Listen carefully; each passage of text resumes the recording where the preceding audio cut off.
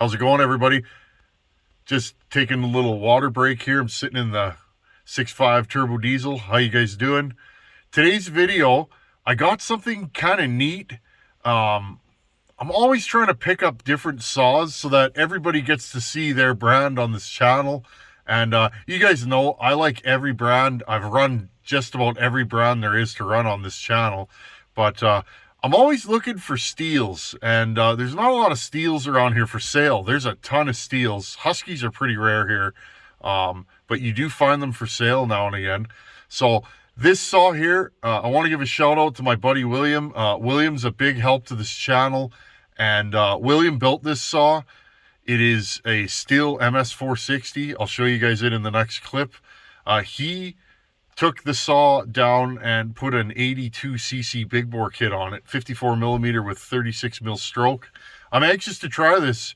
I've never run a big bore 460 before, and I've never run one of William's port jobs before. He's learning and growing and having fun, and that's what it's about. So he said he did some transfer work to this thing and a muffler mod. So let's see how this saw runs. Saw's in nice shape. I was really excited to get it. It was a saw that he had. He ran it for a while and it went down the line. One thing I'm going to say about Stihls, for me, the vibration. They do vibrate. This era of Stihl, they vibrate pretty heavy for my hands, and that's one of the reasons why I prefer the 372 chassis. But anyways, without further ado, 460.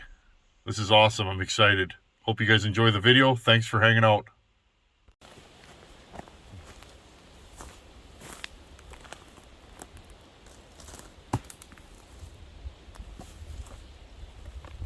How's it going, everybody? You know, they always say the Tin Man doesn't do Stihls. So, Stihl guys, this one's for you. Pick this saw up. It's a 460 Magnum. Buddy of mine built this. I picked it up off of him for the channel. This saw actually has a big bore kit on it, so I guess it's 82 cc's now. Little bit of port work on the transfers, my buddy was saying, and a muffler mod. So I've never run one of these, I don't think, so this is going to be interesting. Let's do some limbing and bucking with this saw and see what the deal is. Let you guys have an up close view of it.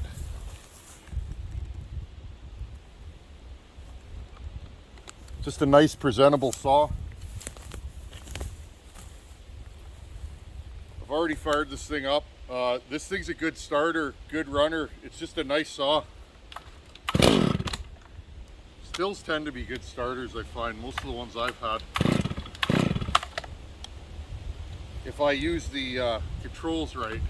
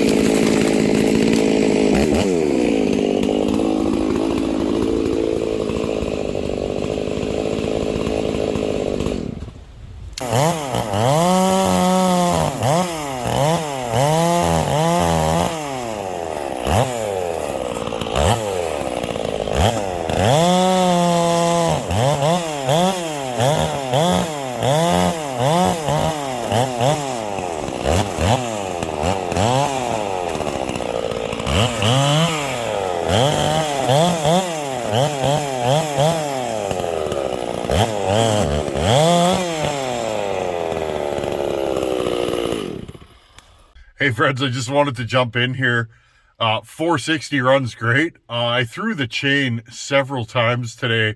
It looks like the sprocket's a little worn on it, so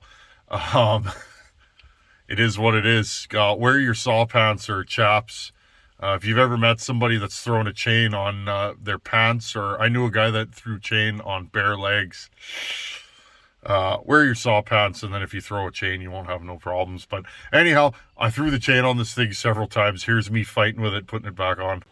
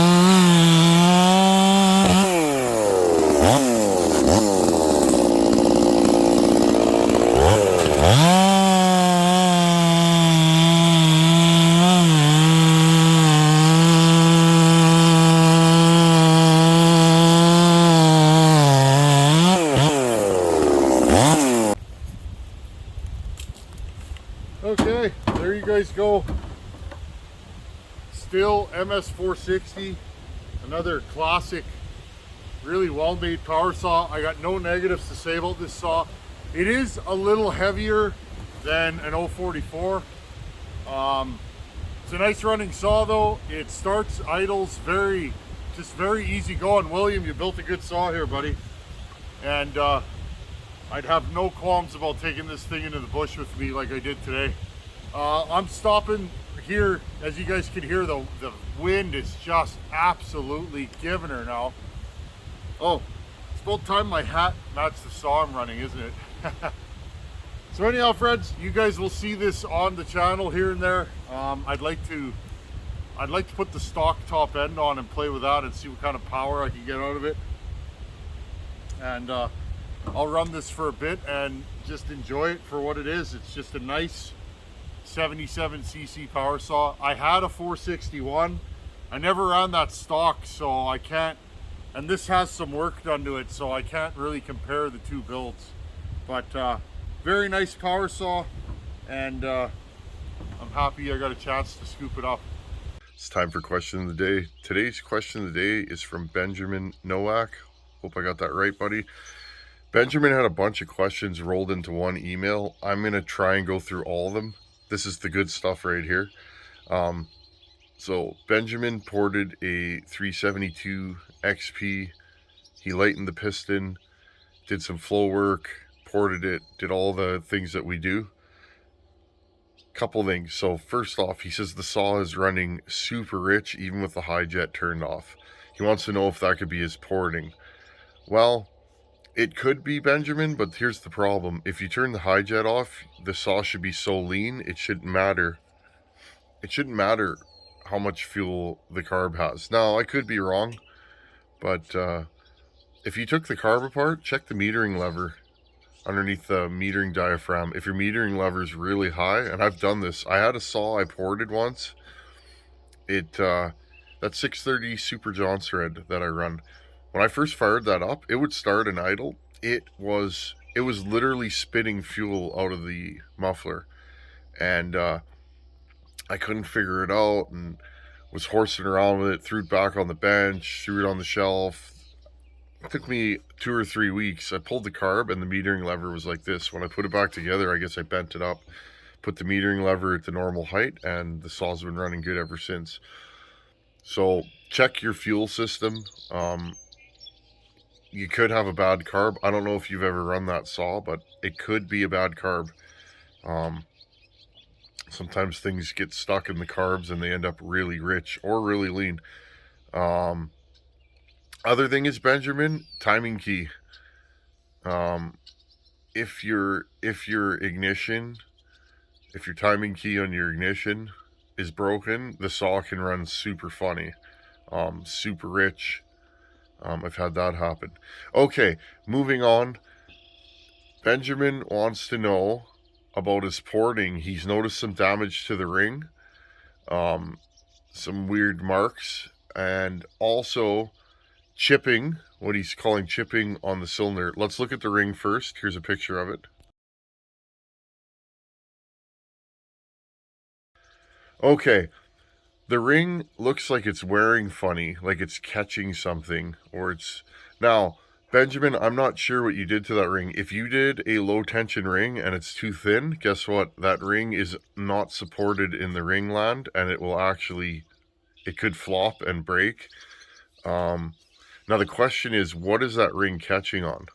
Is it just moving like this, going up and down, or is it catching on a port? If you make your ports super wide, your transfers, that is on the intake side. You can tell by where the opening is on the ring for the locator pin. That's on the intake side 99% of the time. If you go around from there, so your intake's in the center, that looks like it's kind of at the 8 o'clock portion. If you've widened your transfers, Benjamin, and they're too wide, you could be catching the ring in that transfer. You may need to go around it and chamfer that transfer. Kind of unlikely on a 372 because there's 4 transfers, not 1 on each side, not 2. But check that. And Also, you don't usually have to chamfer exhaust or transfer ports. Most of us do, just to make sure there's no burrs there, but so make sure your ports aren't too wide. If your ports are too wide, usually you'll catch a ring and boom. Next question. Here's a picture he sent of the exhaust port. He thinks the plating is chipping. Let's have a look at this. Benjamin, what I see there, I don't really see a lot of chipped plating. There's a few little spots on the bottom. It looks like you didn't chamfer your port or didn't chamfer it enough. Chamfering is where you break that hard edge of your exhaust port and your intake port where you ground, because when you grind up, it becomes a sharp 90-degree edge that'll cut your piston to bits. So you usually want to put a nice bevel all the way around to let that ring ease in and out. If you don't chamfer your exhaust port, especially, the ring goes in and out of the exhaust port. As it slides down, it goes in and then out. What that chamfer does on the top and bottom is gives it a softer entrance and a softer exit. If you don't chamfer your port and your exhaust port is wide, what can end up happening is you could end up breaking your ring or causing wear like you're seeing on your ring. So if you did widen the exhaust port and you didn't chamfer it enough, or the exhaust port's too wide, you will get ring damage. Okay, Benjamin, I hope that helps you out. Everybody else, keep sending those questions of the day, and I'll keep putting them at the end of videos. Thanks for watching. Take her easy. Later.